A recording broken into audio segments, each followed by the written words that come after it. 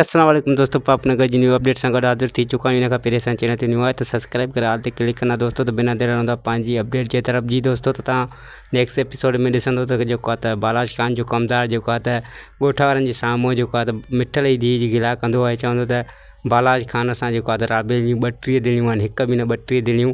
ऐं हुते ईअं त नूरल मौजूदु हूंदो आहे, ॻोठ वारनि खे चवंदो त ॾिसी सघो था तव्हां कमदार जे वात ॿुधो तव्हां त अहिड़ी छोकिरी मां कीअं वठां पंहिंजे पुटु मल्हार जे लाइ।